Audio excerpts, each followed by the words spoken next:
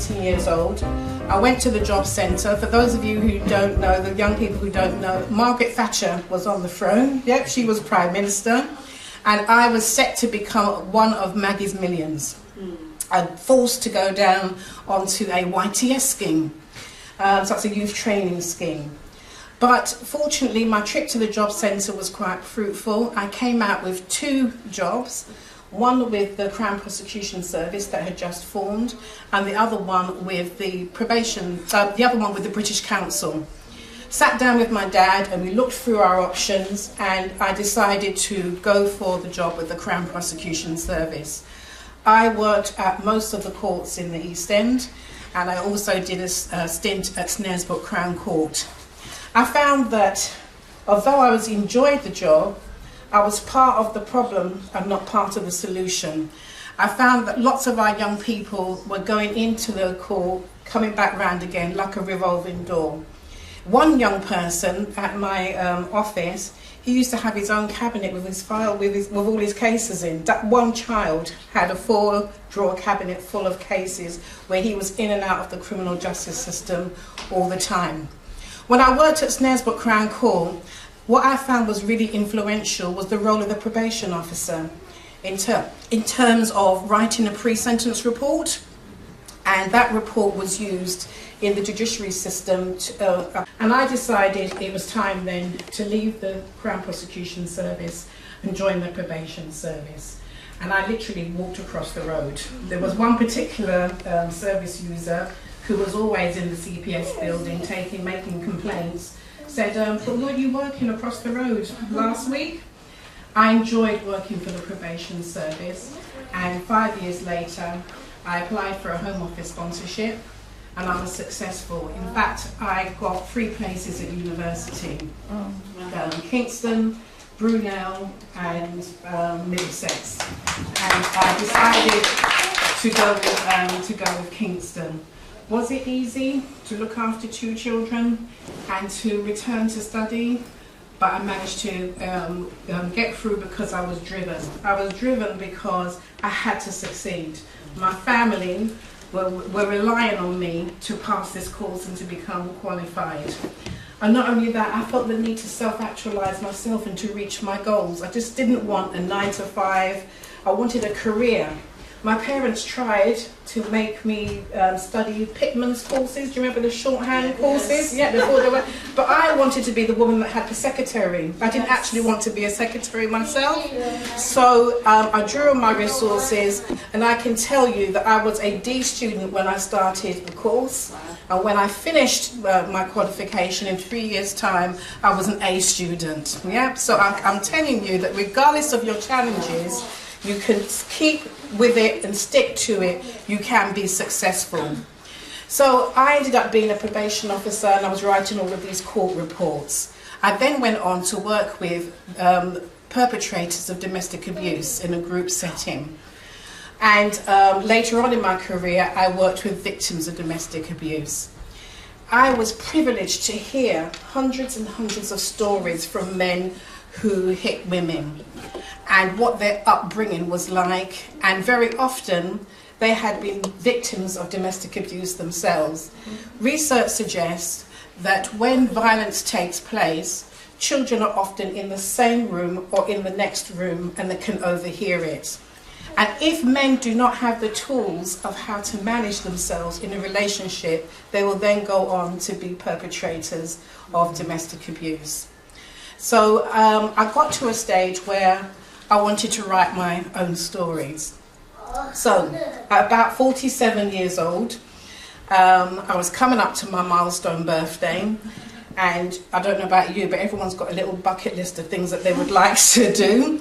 And for me, it was definitely either doing my master's or writing a book. And it came down to that mainly because of finance. Doing a master's isn't cheap, and then also writing a book isn't cheap either. So I decided to write a book. And I believe that God places people in your life at the right time. And it just so happened that I went to an awards ceremony. I wasn't picking up an award. I was there with my friend who was my +1. And I happened to be sitting at the table with Marcia M. Spence, who was already an award winner and was passing over the mantle to a new winner. And Marcia sat, she looked so good, you know, really posh, really nice outfit, and she had a stack of books next to her, her own book, called Geraldine's Pearl. And Marcia said, I said to Marcia, you know what, one day I'm going to write a book. And we swapped details, and then a few months later, Marcia contacted me, and she just, you know, just shook everything up in terms of making sure that there was a timetable in place for me to be able to write my book. So that's how my book came. That's how my book came about. On the 8th of January. Thank you. On the 8th of January, my book was published. And what I want to ask you today, do you have a story in you? It's time in 2018 that you tell your own stories. Yeah? As women, we have a lot to say, and we have lots of experiences to share. So I want to encourage you today, regardless of the challenges, to write your own stories. Marcia will be coming to speak to us in a little while about how to get started for those of you who are interested.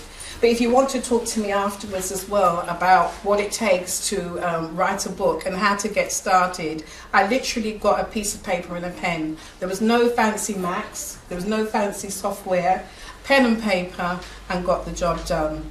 Thank you very much for listening to me.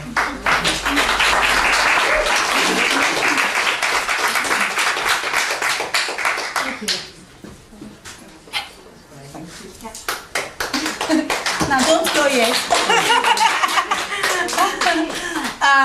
Just for the people that are coming in, please, we have a video here that's showing on TV, so just be mindful of what we say, in case. Now, I don't know where to start the story between me and Pamela, but thank you very much for coming here, and I really celebrate you. And thank you as well for making that decision, being the publisher, that you're going to be here with her today. You're welcome, guys, to the new people that just joined us. You're welcome to the summit. It's good to have you guys. Familiar faces in the house. Love you guys. Yeah. Okay, come in. Yeah, come and sit. She came at the right time. Come over. Yeah. Yeah. So, you see, recently, for the past few years now, have worked with different group of women in publishing books. We have 2 of them at the back there. But recently, I'm working with another 8 group of women, which I have some of them. Do you want to stand up? Yeah, she's one of them. Yeah. Maria, you want to stand up? Stand up, Maria. And Bianca, you're here now. Stand up. I know my boy star, yeah. Okay, so we still have a few of them. They're not in the house. Angela, is she here? Stand up. Yeah. So these are a group of women that I'm working with. There are 8 of them. Now we're working together to actually launch a book in the next. Hopefully we're working towards November. And sit down. Thank you, ladies. Thank you very much. So it's about sharing your story and the power in sharing your story. Sometimes we really don't understand how powerful it is when we share our story. And it's just like I said, a few months ago, I was trying out, you know, when you say you're trying to try your careers and finding something you want to do. Yeah. And I understand when you're talking about the teaching system in the UK, when it talks about classing children into the premiums, public premiums, and put them in the low classings and everything. Yeah, so I recently tried out to see how teaching could be in UK, and that is how I got started. Anyway, I didn't tell anybody in this room I was saying it. I just kept quiet about it. And it was a fantastic experience because you know the way you're trained, like we were talking, you're trained, you have your qualification back home, you're figuring out that is my career, that is my dream job. That was what I was thinking. You know, I've tried training, I'm like, okay, I have to go into this. This is like, and then I realized it's not as easy as, it's just totally different. And the way as migrants, Ireland is we're really lucky here. We're not put into boxes. Now there, the moment you're in within the migrant community, from the moment you enter into school, you're put into a box straight. You're classified into boxes, and nearly every child in the school is brought up in that way. And you're wondering, what type of system is this? Why do they have to be categorized into system? So I actually realized that Ireland is home for me, and I'm saying it is home for me. And you have to give them a round of applause for that.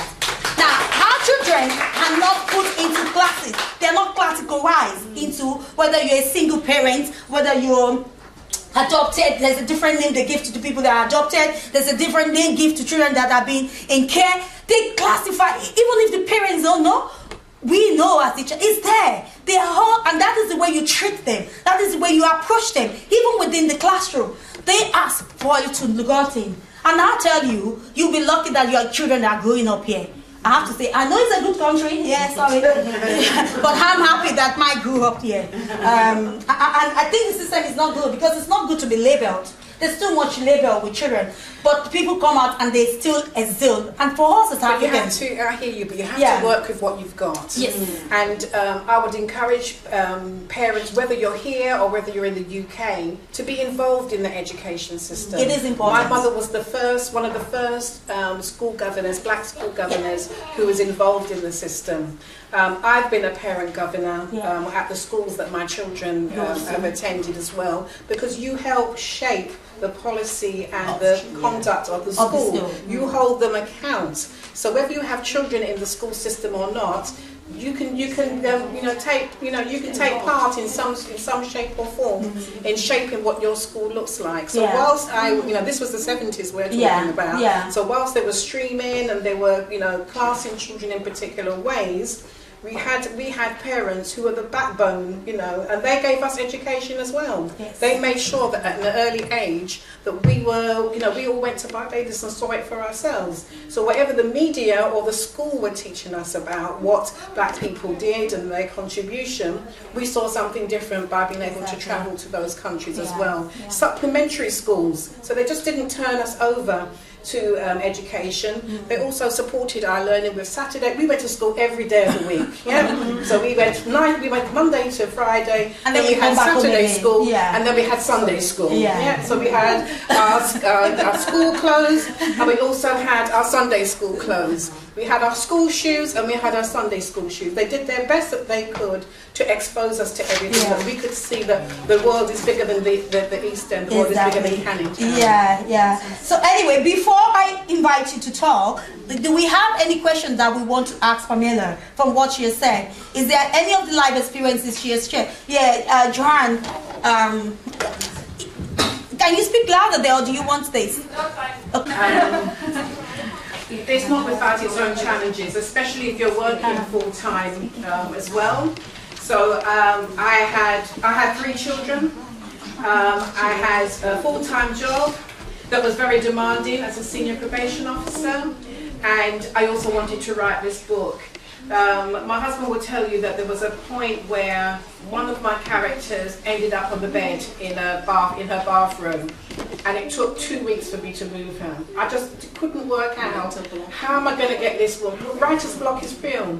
So 2 weeks she sat on the bed, and every night he came in, he would say, she's still on the bed. She's still on the bed. But when the inspiration came, it moved really quickly. So what I did was keep notebooks around the house, because I don't know when I'm going to be inspired. And that particular afternoon, it was while I was making dinner, it all came to me how to move her on to the next stage. So I would say writer's block, when you're struggling for ideas, can be the difficult part. And my second book, Loving the Sisters, I've already written it up here, so I know what's going to happen. Do we have any other question before? Okay.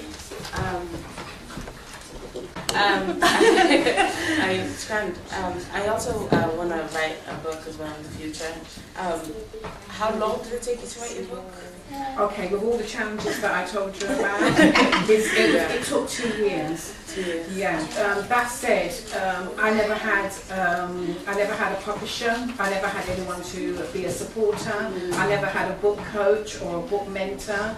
I anticipate that my next book I have written a short story in between. I've written a short story called She Was Feeling Herself, which is about domestic abuse, but it's an older couple.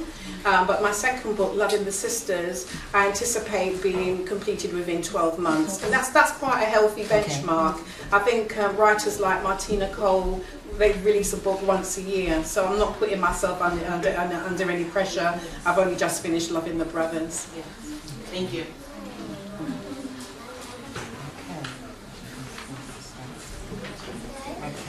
Although everybody so far thinks it's about them, yeah, but in Loving the Brothers it's fiction.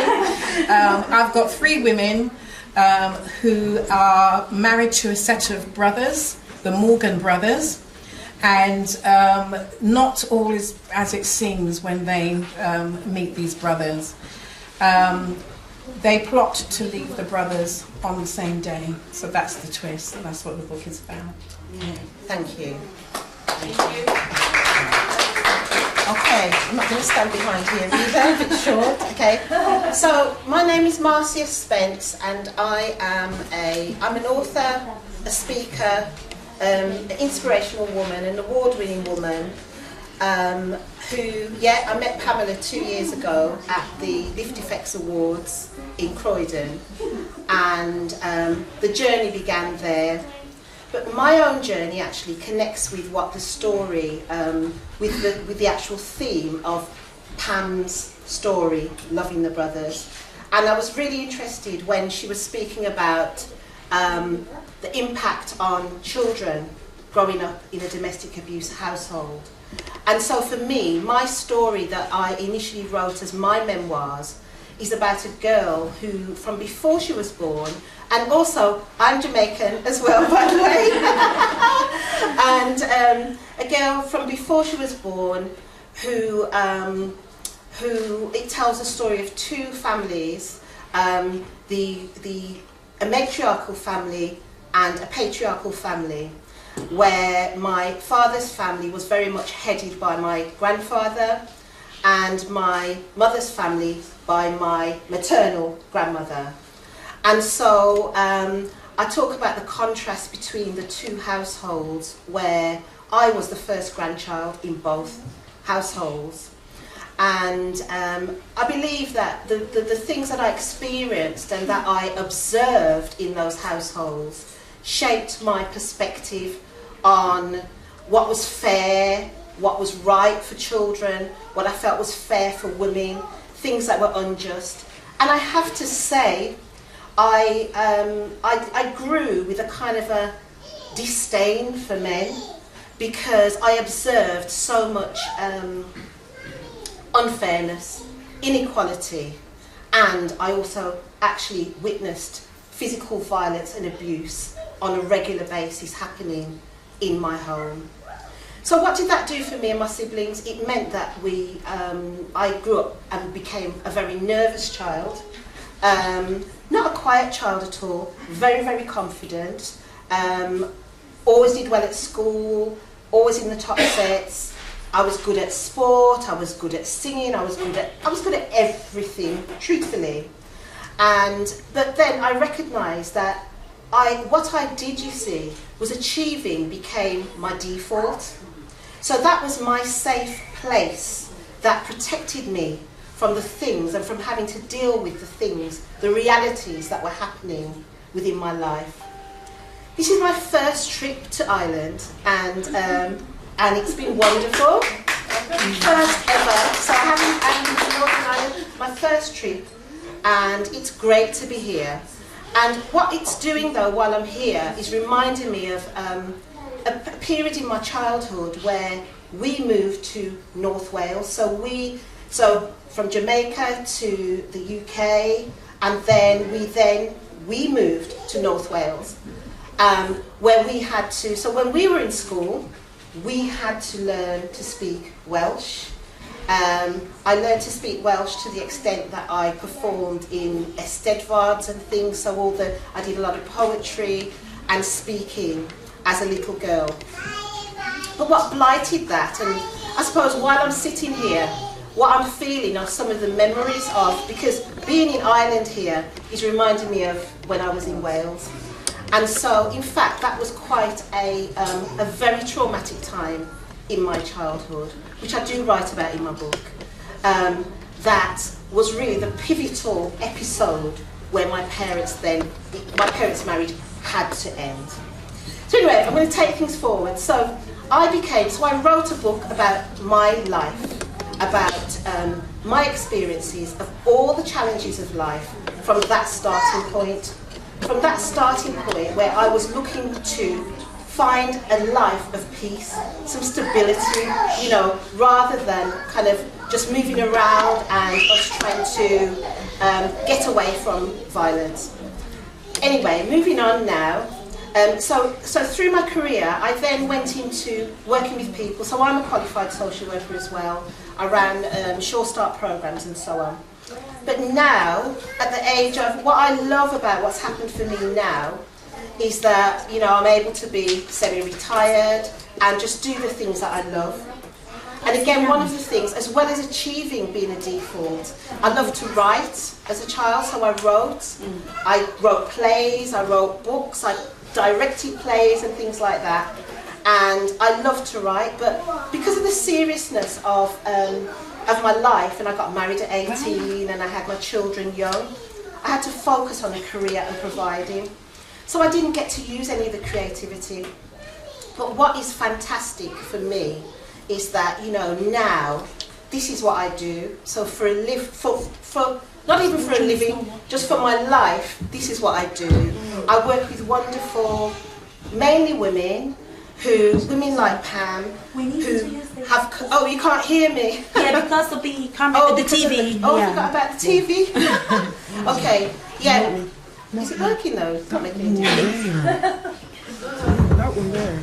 Okay. Yeah, I'm meeting lots of talented, inspirational women like Pamela Haynes. You know, what I would say about, she's gone now while I'm saying this, but what I would say about my week-to-week and month-to-month experience is that I am able to work with someone like Pam is an absolute rock star. So she's written a fiction story that is really exciting, that you're not going to put down, that has some fabulous, it tells you about parts of the Caribbean, it tells you about interactions between couples, and it does have a thread which is about domestic abuse, and it will have lots of issues in there that all of us relate to.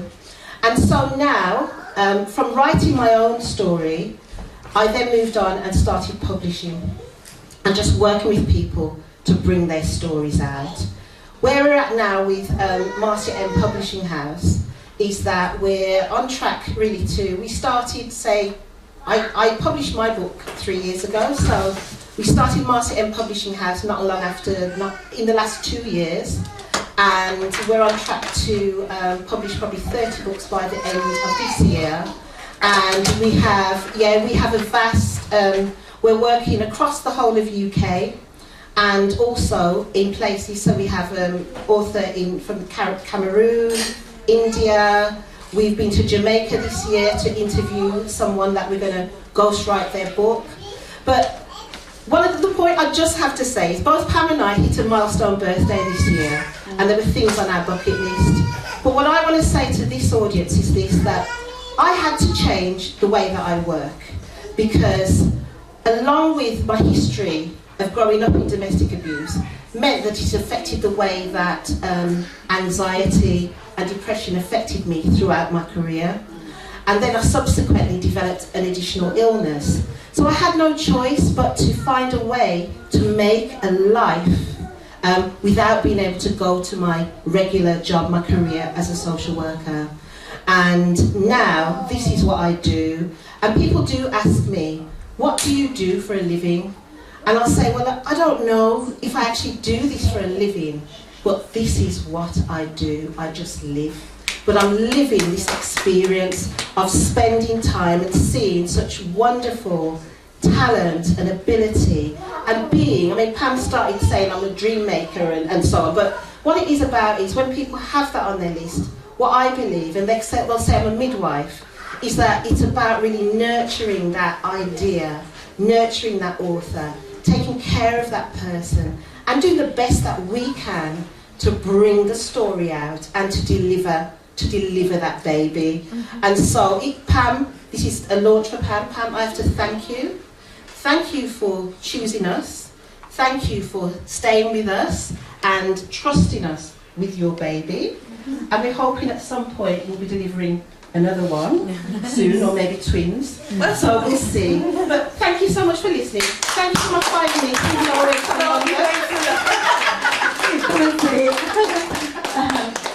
So we're going to get to launch this book right now. So you're next on the line, Lee. Please, is our TV, the house. So if you're okay, yeah. So I'm supposed to change this microphone. And use this. Hello? Okay, this is better.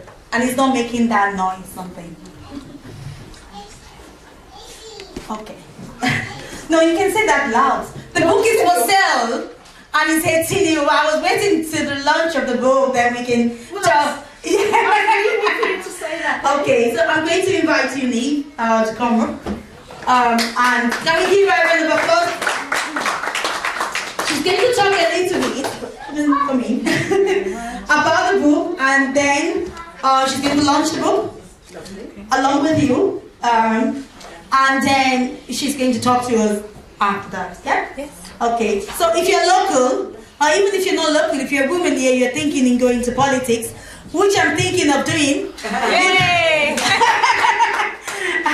So, guys, ask your questions from her. She's here for that. So I'm going to read a little bit about you. You all have it on your seats. I'm trying to not to use that. You can use that. Okay, thank you. I think it's necessary for the... Okay. Brian wants us to use it. So, now, she's currently serving first term as CDE for the Carbon Monoran constituencies in the Aaron after being elected on a first term running in February 2016. She has since been appointed to the front bench as spokesperson for Arts and Heritage by FINIFOR leader Michael Martin TD, Deputy Smith. He's also the president of the FINIFOR Women Network and runs regular events at Leinster House. So if any of us is thinking of going to Leinster, if you have an organization and you're thinking of going and you're looking for somebody to host you, she could host you.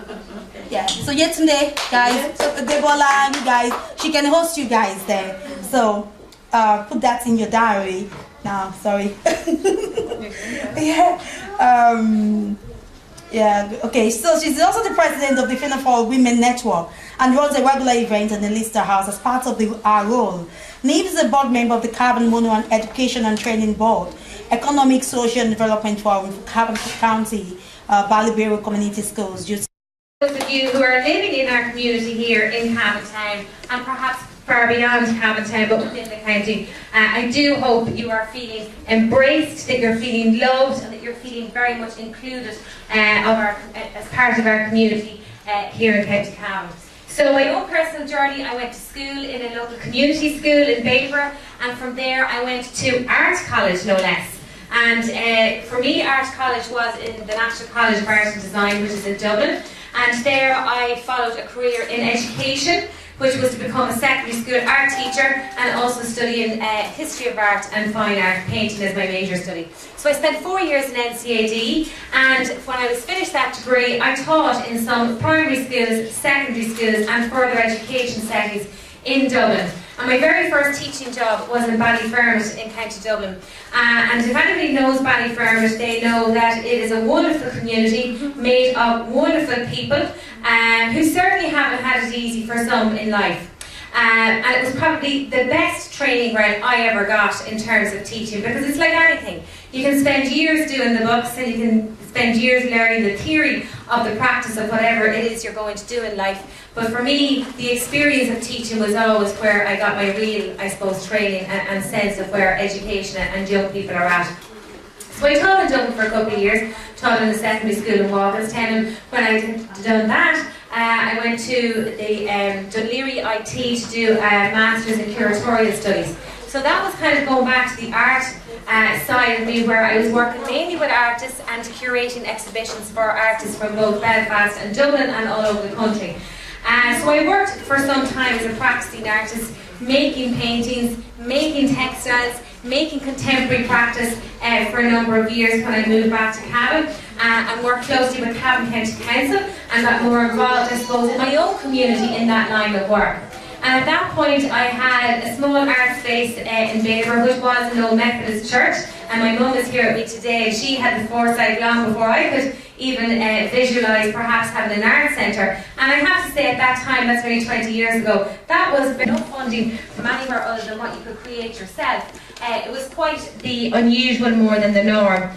So perhaps that's where I got my inspiration from. So working in the Wesleyan Chapel as an independent artist and being part and back living in my community, serve yourselves for the very best of luck to you, and don't ever think it's beyond the realms of possibility. It's about thinking about it, it's about being involved in your community, and certainly I would say it's the most fulfilling job. It is tough, but as I just say, there's no job anymore that isn't tough. As I said, my career before this was in education and teaching, and you know, I think anything that you do in life that you give your heart and soul to is never going to be easy. You know, it's not the easy route to take. And if it was the easy route, everybody would be doing it, as a wise man said to me one day. So don't ever let it put you off thinking that it's tough. As I say, every job is tough if you're putting your heart and soul into it. And I can say from the bottom of my heart, I do love my job. And I'm here to serve yourselves and everybody else within your community and within the county. And I'm here in Cavan Town, in Paddy Smith House in Church Street here, every Friday. For anybody who has any problems, concerns, worries, please feel free to call in to me. And at that, I'll say, Gor Mila Mila Michael. And the first thing that struck me when I walked into the room, actually, the first thing that struck me when I walked into the room and I saw these beautiful books. Jean Marie, do you want to come and join us, please? Come and join. It's a beautiful picture on the front, and I can always say a picture can speak as thousand words, and this certainly does.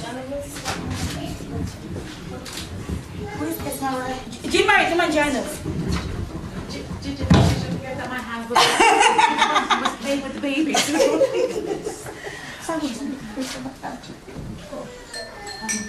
Where's the Esmeralda? I joined them. Yeah. Okay, go ahead.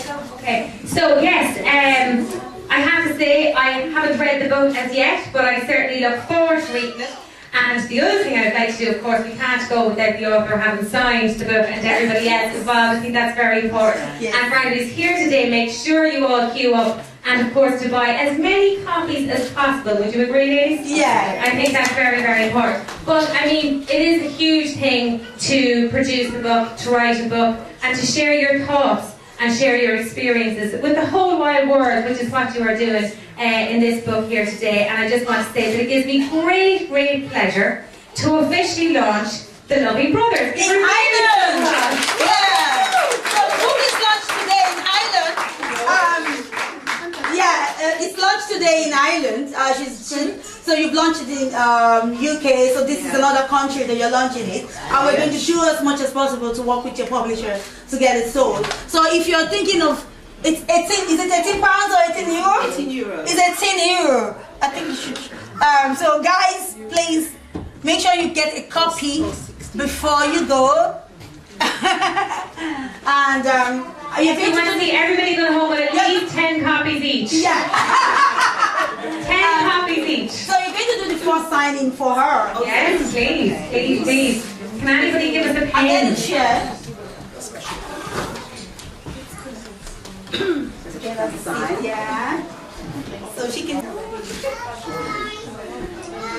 Trying to suck in my tongue. We're all doing the same. Yes! Are we all?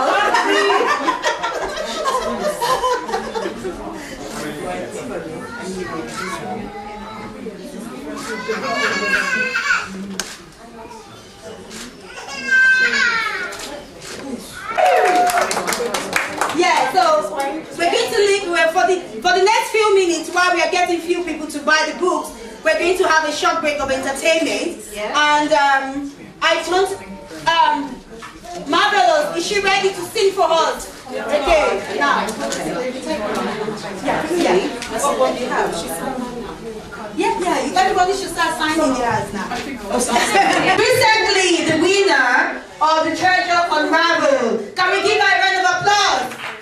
Now, I'll tell you a little bit about Treasure Unravel. Treasure Unravel is a competition for gospel singers. So it's not like X Factor. It's basically focused on gospel singers. So which was done last month, yeah? Is in the shadow of your wings. It talks about how much people try to limit us, and even under the shadow of God's wings, that anything is possible. Even as the world tries to limit people in this world, and especially women, that under the shadow of God's wings, anything is possible. In the shadow of your wings, I know I'm safe. In the shadow of your wings, I find relief. For you hold me and you guide me. With your righteous hand, I find rest, peace and mind. In the shadow of your wings, I know a place I can always run to. In times of distress, confusion and fear, when my enemy surrounds me, I know with you I'm safe. 'Cause you keep me and hide me in the shadow of your wings. I know a place I can always run to. In times of distress, confusion and fear, when my enemy surrounds me, Father, I know with you I'm safe. 'Cause you keep me and hide me in the shadow of your wings. In the shadow of your wings, I know I am safe. In the shadow of your wings, I find relief. For you hold me and you guide me. With your righteous hand, I find rest, peace of mind. In the shadow of your wings, I am safe. In the shadow of your wings, I am safe. In the shadow of your wings.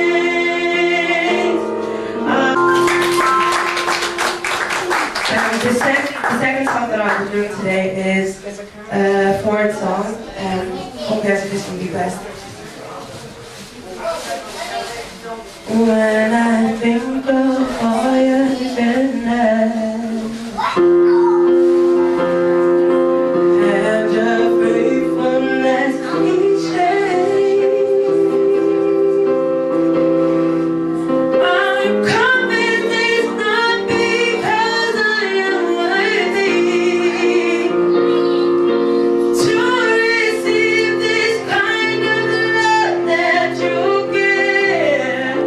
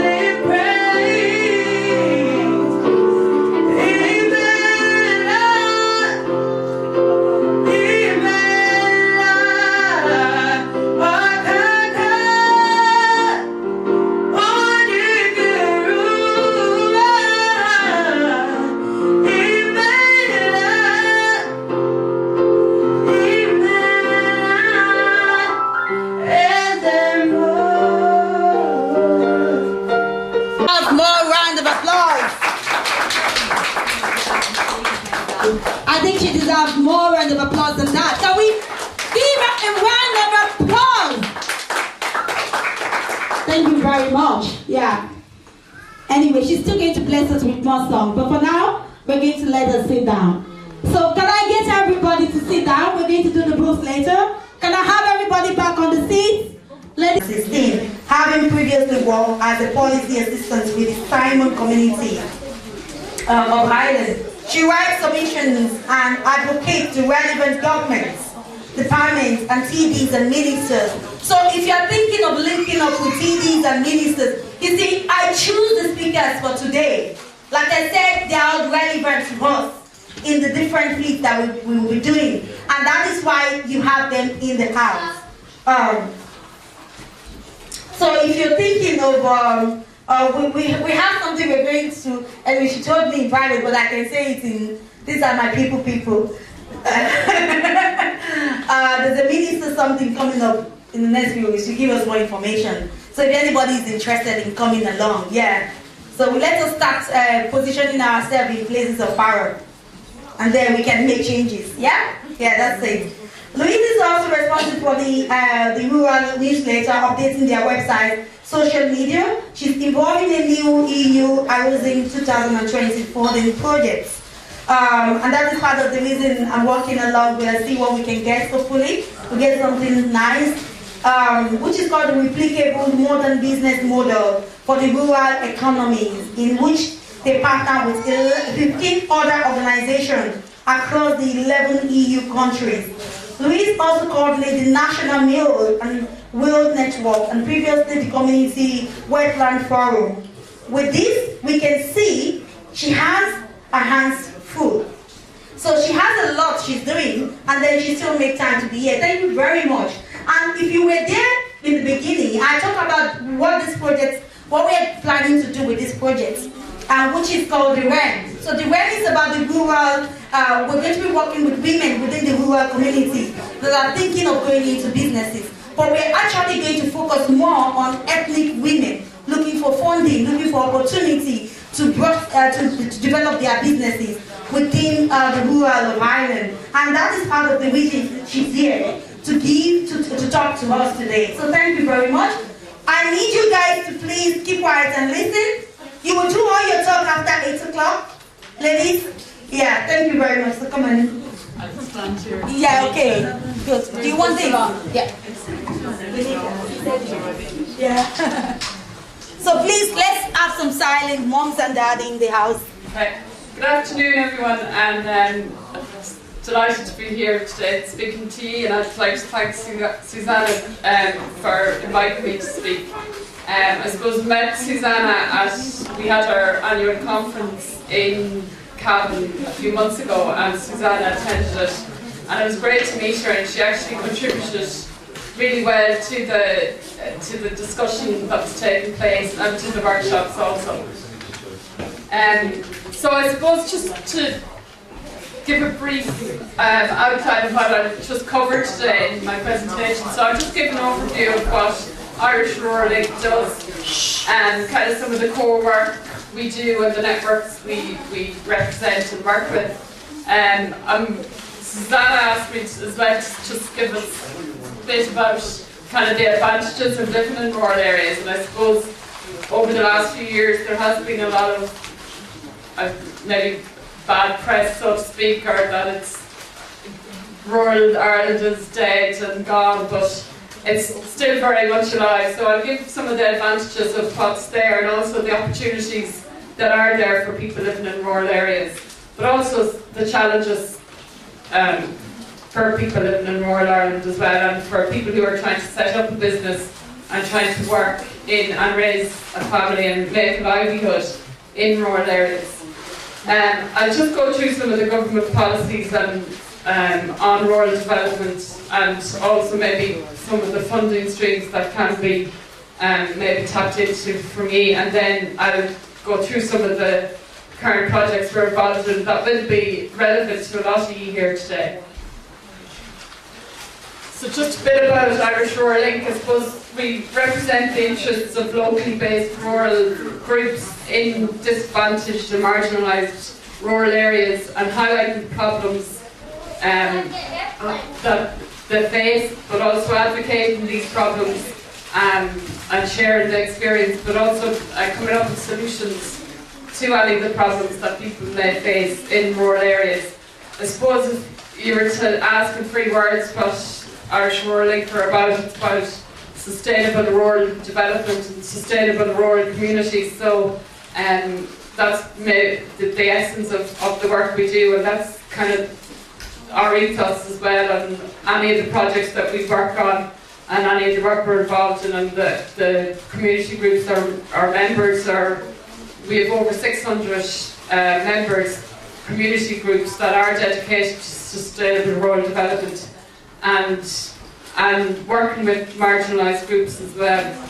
And we represent those rural communities at a national and at European level also. I suppose our main vision is for a vibrant, inclusive and sustainable rural communities that contribute to an equitable and just society, so that rural areas and all policies are inclusive of everyone living in rural areas.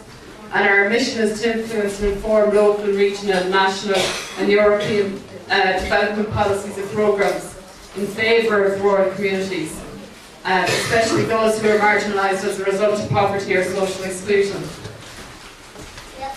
So, we're Irish Rural Link are one of 17 national members, community and voluntary organisations that form the community and voluntary pillar, which is nominated by government as an advocate source with rights to participate in the social dialogue process. So we have bilateral meetings with a lot of the government departments on a regular basis.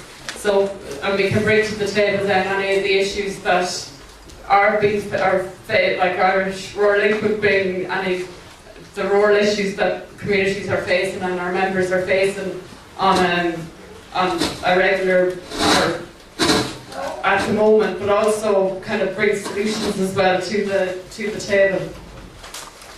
Most of our work as well is advocacy work, as Susanna mentioned, that we write submissions and put proposals to government and to other government departments as well, and also we're often called on to give advice to government on if a situation arises, how best maybe what solutions are out there or how best to tackle that.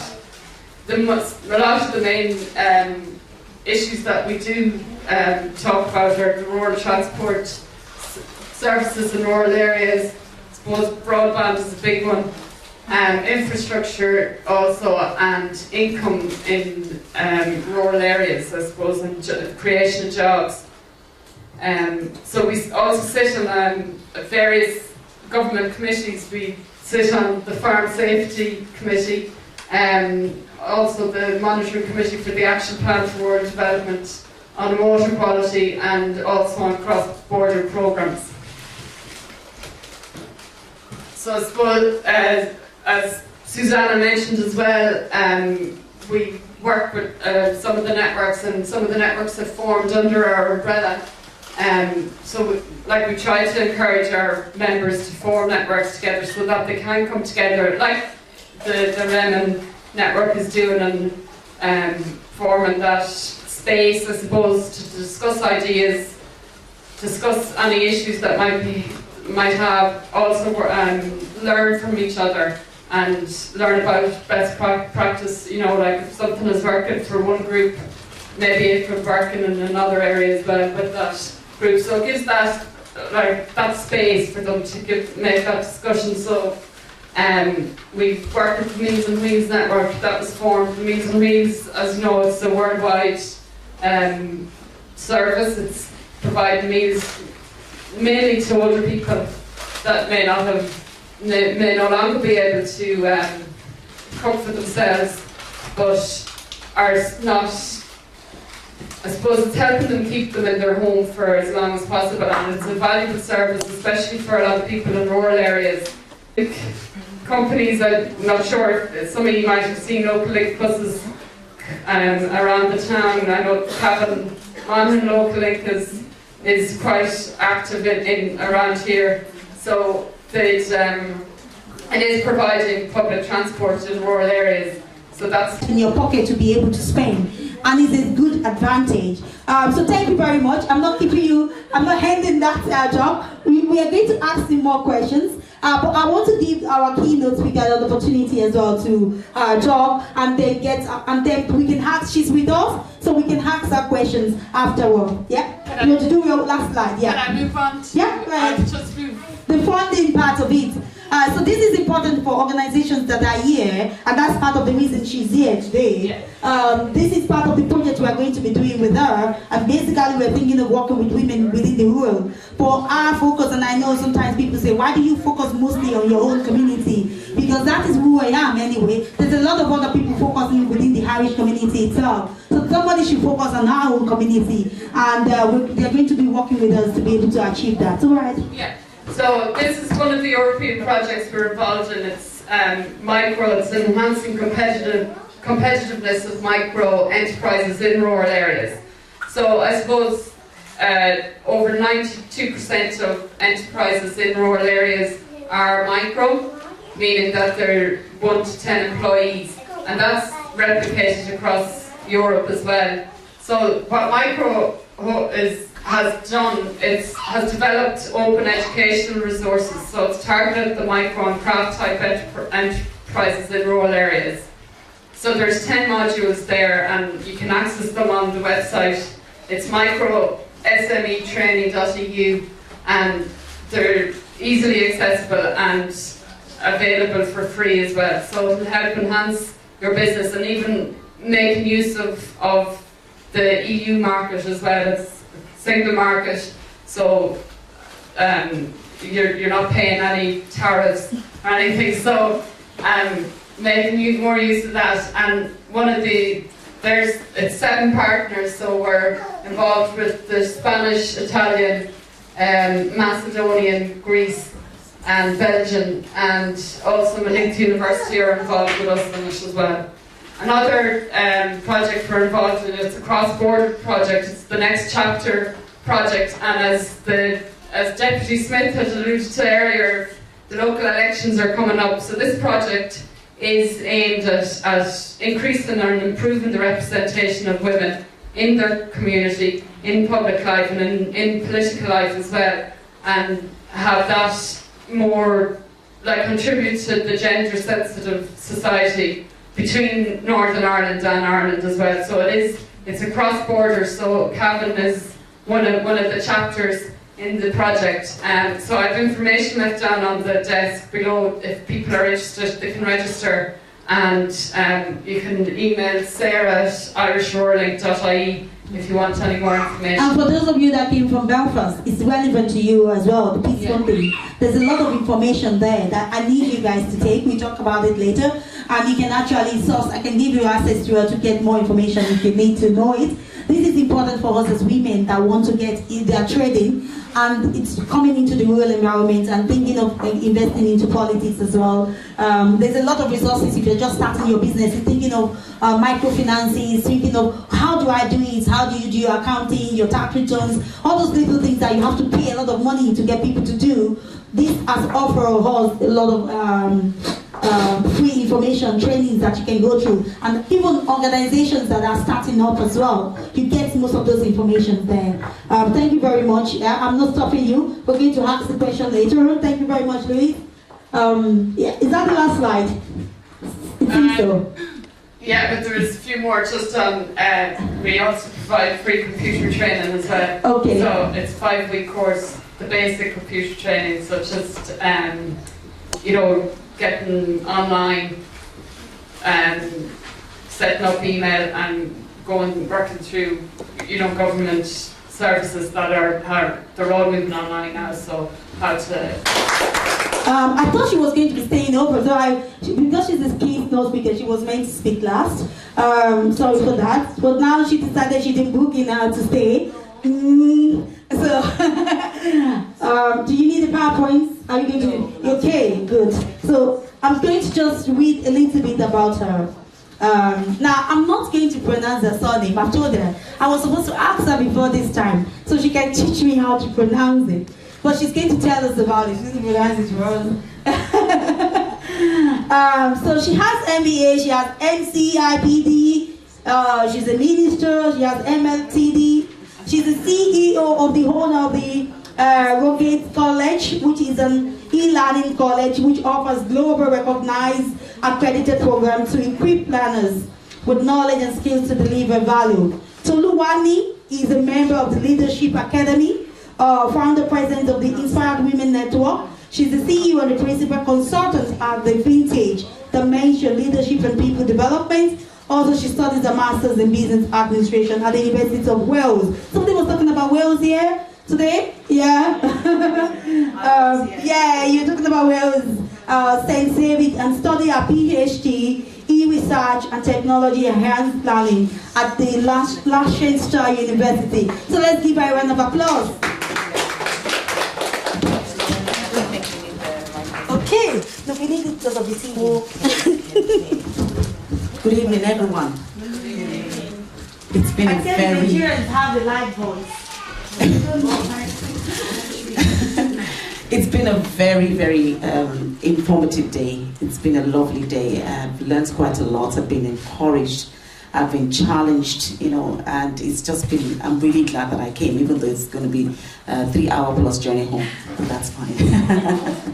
I live in Kilkenny, and I've lived in Kilkenny for going to, I think, about 17 plus years now, so I'm a native now. It's a pleasure to be here. My name is Toluwani Akaume. Akaume means, my husband is Isham from Edo State, and it means when I speak, people listen. And Toluwani means this one is actually Toluwani, me, this one belongs to God. So thank you very much for having me here, Mrs. Komalafe. It's been something I've been looking forward to. I've seen old faces here, and I've made new friends, and I've really been inspired. Just a little bit about myself, in addition to what she has said. I am a wife and a mother, which is for me the 2 biggest jobs that I have. Every other thing is secondary to the fact that I'm a wife and I'm a mother. I have some of my children here, bar one, I actually have 4. So the little one decided not to come at the last minute, but I'm very happy to have my children. I take them everywhere it goes, as many as I can, because they are my disciples, my first disciples. So I want them to see what it's like, you know, to see what I do and what it's like to mix with other Africans and just, you know, be in that space so that they can be inspired as well. So I'm also a leader. I lead a community of believers in Kilkenny, and I also lead women. I run the Inspire Women's Network, and it's really a platform where I personally mentor women and mentor women leaders, aspiring leaders, and entrepreneurs. And that's because my focus mainly at this time is on women of color. And that's because we do not see as many of us in leadership positions as we should see. And we don't see as many of us in entrepreneurship as we should see. So we want to support women of color to move into the space where there's more representation of our people in politics, in media, in government, or you know, everywhere that people are actually stepping into and making a difference. And I'm privileged to I started Rogate College. I'm the Chief Executive Director of Rogate College, and Rogate College is an e-learning college. And what we do is that we offer undergraduate courses, postgraduate courses, and professional courses. I actually have our head of operations here, Dave. Is a fantastic man. We actually did MBA together. Dave Ulule is a wonderful friend, apart from being a colleague. He's a fantastic friend, really being behind me all the way. So is on emerging economies of sub-Saharan Africa, where they're English speaking. And that's because if you come from where we are coming from, there's such a gap in quality education, you know, and we want to help women and men, especially women, and then you just lose confidence and you just don't want to go on anymore. So we're hoping that, you know, we can tap more, not just into the Irish community. Of course, we offer our courses to in the UK and Ireland, but also to those in sub-Saharan Africa, emerging economies speaking English, where we can help them to accelerate their own success. Okay, so that is what Rogate College is about. It started in 2016, and we're just, trying to push forward and get as many students as we can on board. And I also manage Vantage Dimensions. As a management consultant, my focus is really on leadership and people development.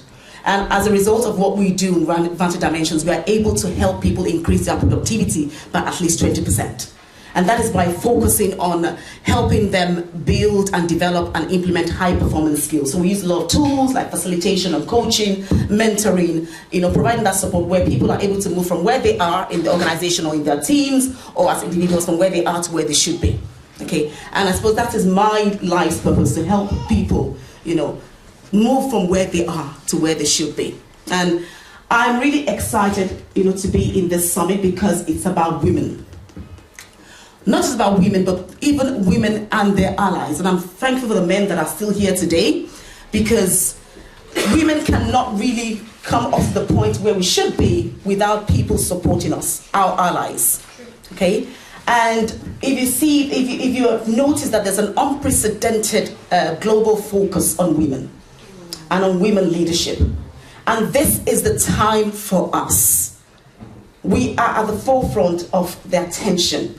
And if you also notice, there is a shift. There's a shift, and I want to call it a spiritual shift, okay, to women.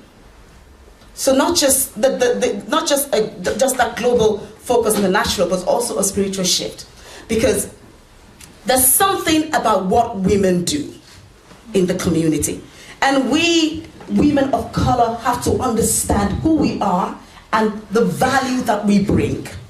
And a lot of times, and that's been my experience, and I'll just tell you a little bit about how I got into entrepreneurship. I was a broadcaster at home. I had worked in radio and TV and other places that I'd worked, but my major was in radio and TV. And I'd come to Ireland. Do you know how it is with our story? You come, you try to do this and do that. And I actually did the Irish Leave Insert, just because I was trying to find my feet. And I remember that I had done this and done that, and I wanted to go on a CE scheme, a community employment scheme. And there was this job that I applied for, and I thought, okay, this is it. I mean, I have the qualifications and all that. And the CEO actually interviewed me. And I thought it went really brilliantly. But after about a week, I didn't hear anything from them. So I rang the FOSS, it was FOSS at that time. The FOSS supervisor said, I didn't hear anything. And I know till today, this was 2008, but I know till today where I was standing, what I was doing. I had my 3, I hadn't had my 6-year-old then, of course, 2008.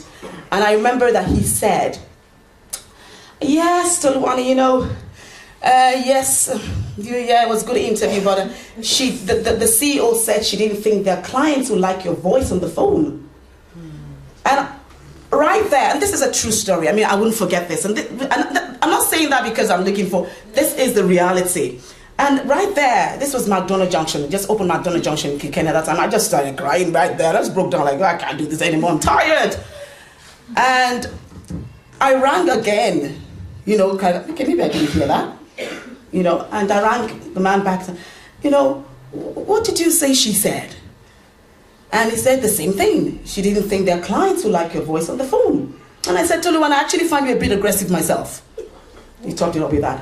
And that I just went home. I was tired. I was tired of pushing, and I'm quite driven, but I was at that point really tired. But people said to me, I said to some people, they said, look, it's discrimination, you must do this much. And I said, look, I know the things I can do and I should do. But I also realized that my children live in this community, and I have to pick my battles. So I said, after about a month, I said, I'll go to her and actually find out why, how they interview her, because I wanted closure.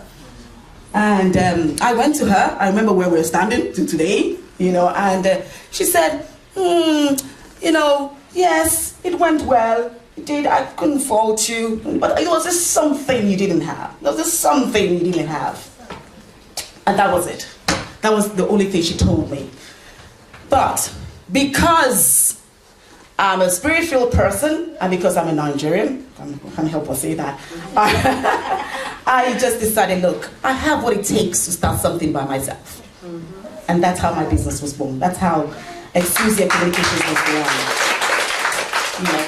And that's how I started pushing, you know, going from one organization to the other, selling myself, semi-state agencies. And I remember also that I started a first PhD then in 2014, and I was lecturing as well. It was a scholarship because I got a first in my master's, so I was able to get a scholarship. It was a really good opportunity. And I was wearing this tag, you know, really feeling cool. And here was this person that said, "Oh, Toluwani, look, there's this person I want you to meet." And guess who it was? This same person. Oh. You know, and I had a moment to gloat, but, you know, the Lord said, "No, you just stay in your space," you know. So that was how I began. That's how I started my business. And that's just to say to us that, look, we have a lot to give as people of color, especially as women of color. But sometimes circumstances stand against us. But see, we have to push against that.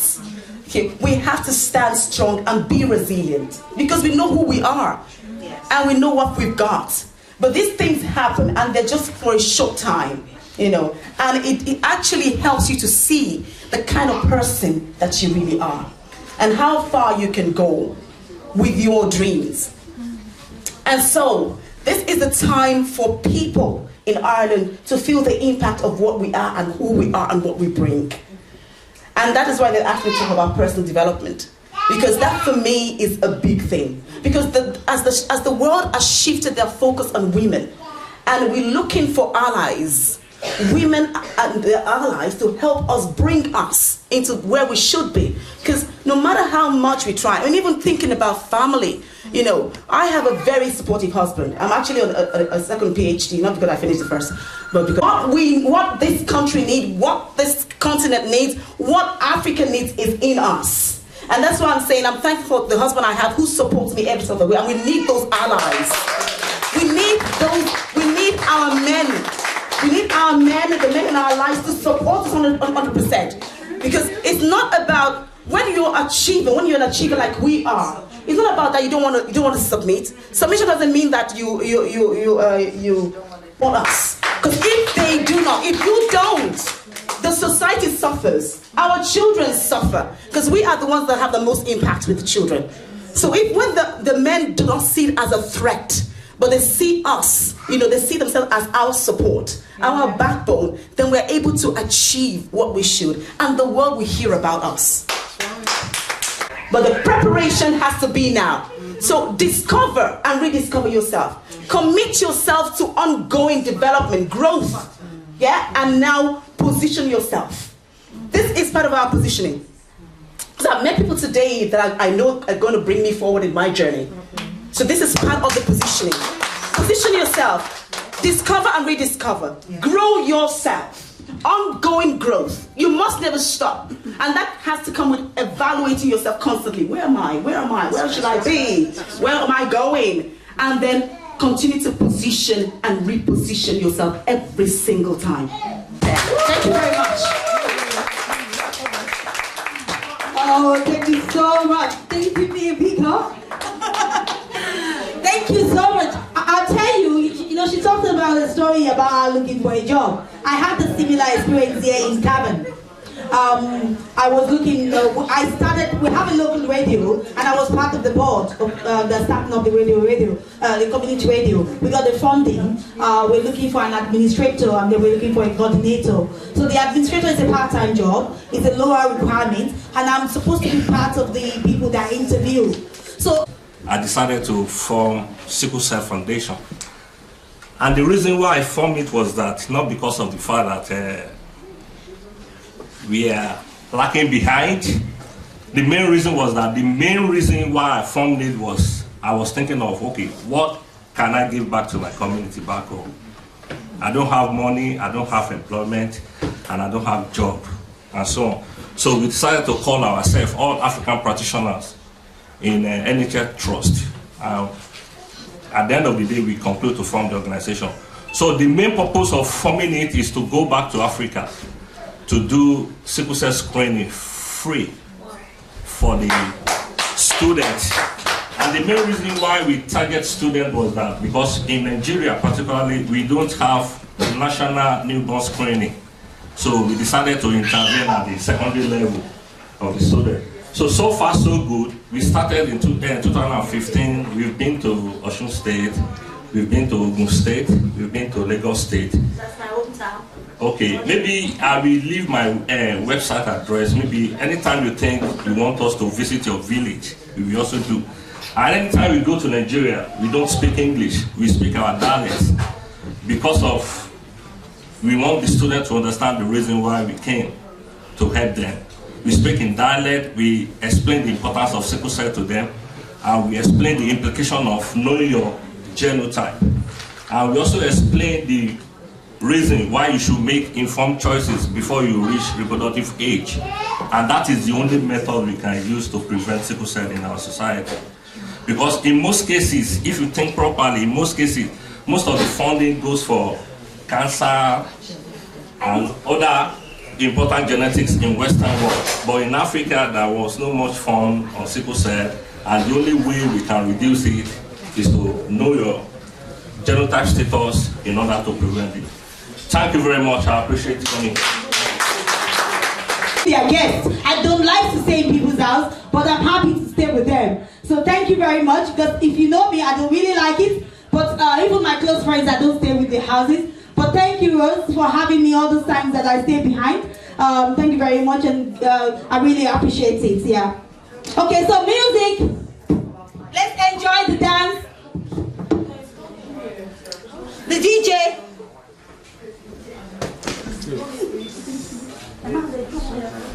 Please, just one. And then we go and eat. We can eat and eat.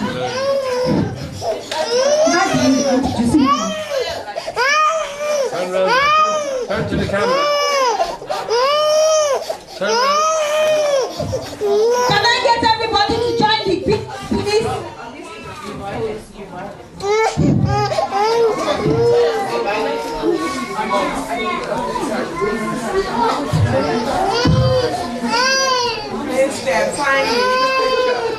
Okay.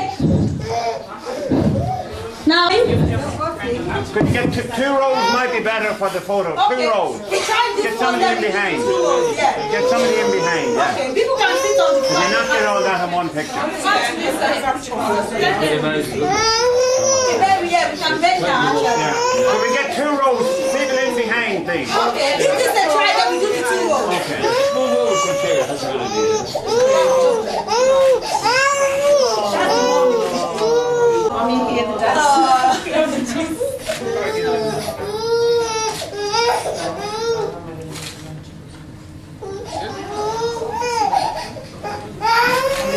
Okay, can I have just only the speakers that are still in the house? Pamela joining. So we take the short ones, then we get other people. And then I have the carbon connections as well. Now, those, do you want to leave them? Just the 2 of you have to leave, and it's rather just the 4 people at the back. Sorry, just the ordinary speakers alone. Can you stay? Okay, so move closer. Hello, Kisakara. That's in my language. Yeah. You can hold the cake, yeah. Okay, yeah, that's it. So we can get you guys all to hold the books and then we put it back. We should have done that actually. Can I get someone to take from them? Yeah, with your phone.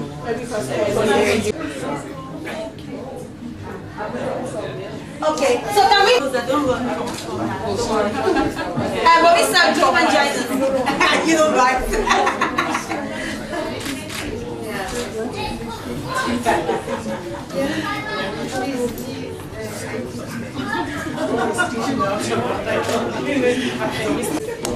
I hope my lipstick is still okay.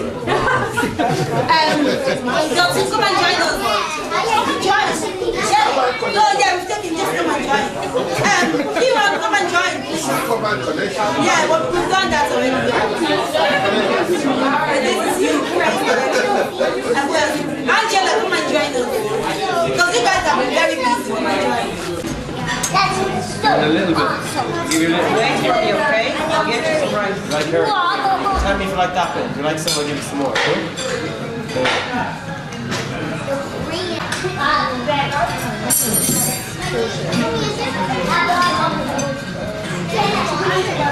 Sorry.